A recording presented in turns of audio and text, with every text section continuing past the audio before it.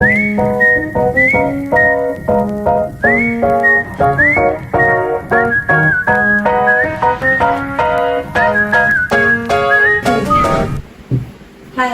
So today, I really wanted to share what we did during the 2 days, 1 night JB trip that I went with my husband last week to celebrate his birthday.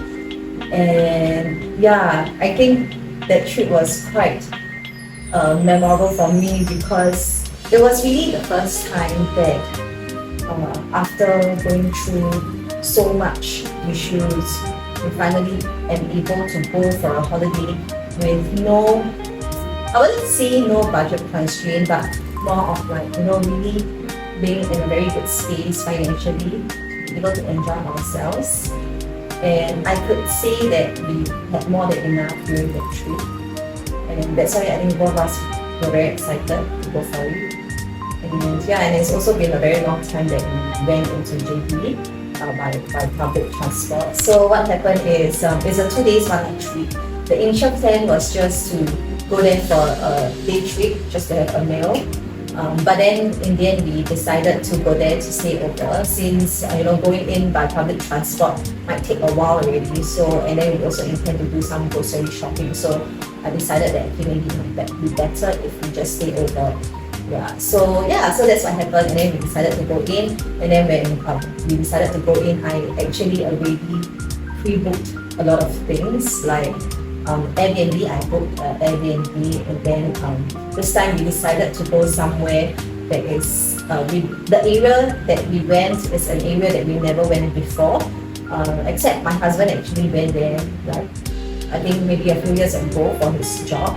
And I think at the time when he went there, they kind of said that the place is quite nice, so he wanted to bring me to the area this time. So I booked the Airbnb there, and then followed by because we decided to do grocery shopping, so I was okay to just go in by bus because it will be light lah. We won't have much things bringing in.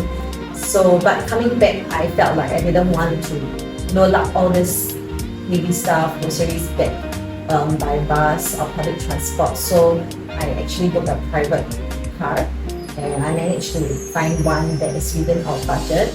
So I was very, really excited. And then so when we went in, it was quite terrible because when I was waiting, we took a bus from Yishun, and because we didn't know like how long the bus will take, and there's no indication of timing also, so I decided to buy a coconut shake because I was feeling a bit thirsty, and I decided to buy one large cup and to share my husband.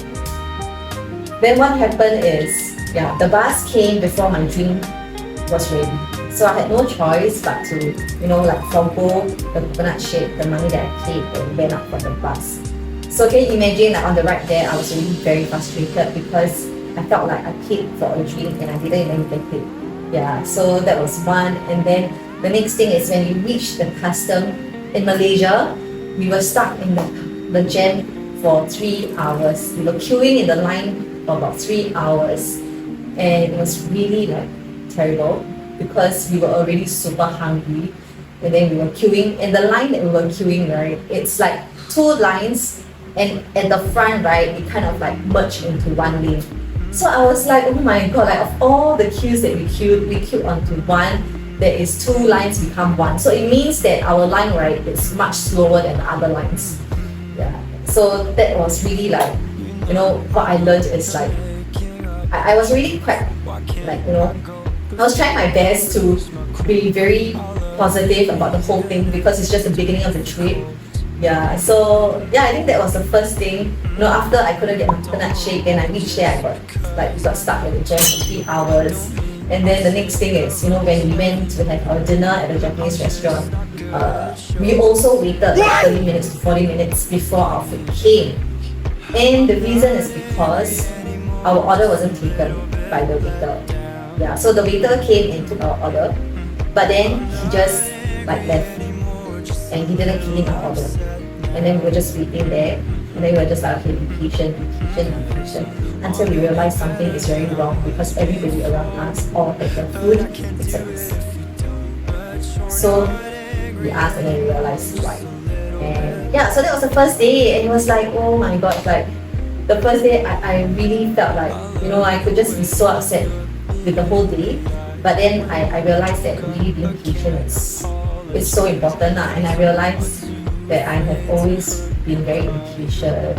And I think that trip made me realize that all these delays, I believe that everything happened for a reason. And the reason why, all these things happen on that same Monday, I feel it's also an indication for me to slow down and to be patient with whatever things I'm just be okay with it, And so I think when I realized that I had to be patient, it helped me to really see it in a very different perspective.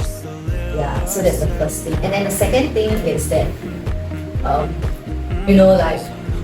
I realized that after being patient, I also had to be very comfortable with rules.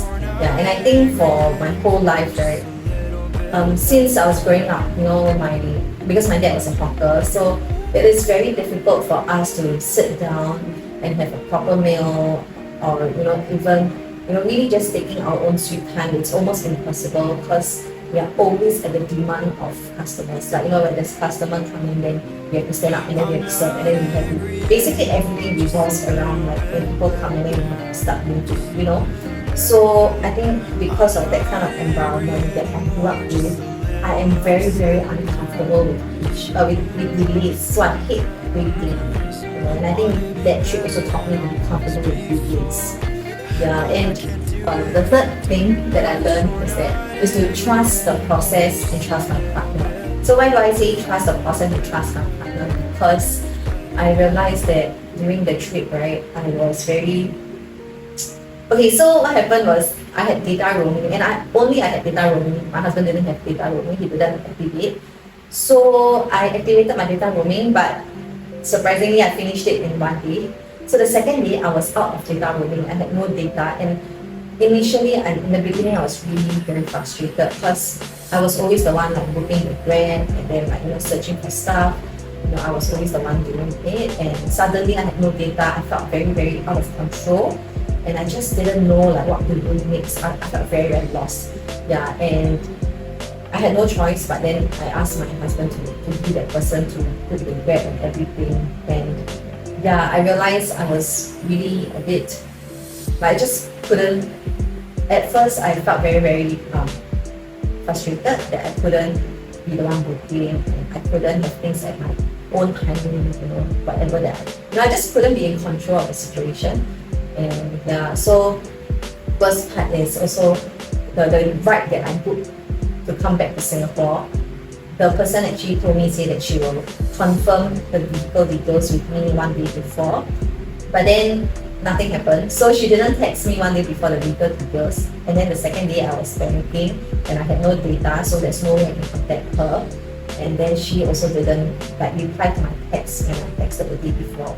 So yeah, so I was panicking, and then I was asking my husband, can you help me find one now, just in case this one doesn't turn up and everything.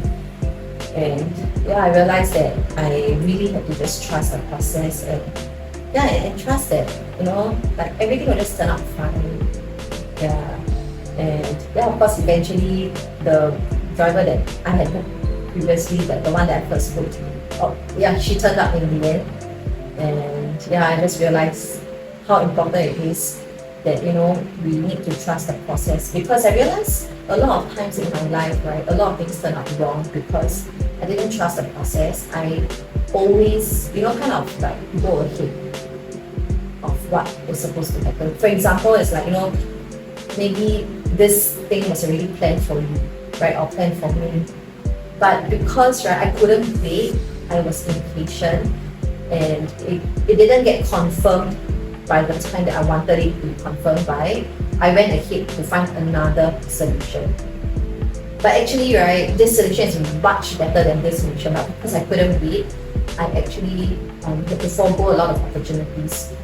Yeah. So in this case, the driver that I booked, right, if I had waited, which I did. Like eventually, I cancelled the one that my husband bought, and I got this one. And this driver actually is $10 cheaper than the one that my husband found. And I'm glad that I actually decided to just like stay on with her and to cancel the one that my husband bought. Yeah, so this is one lesson that I also learned.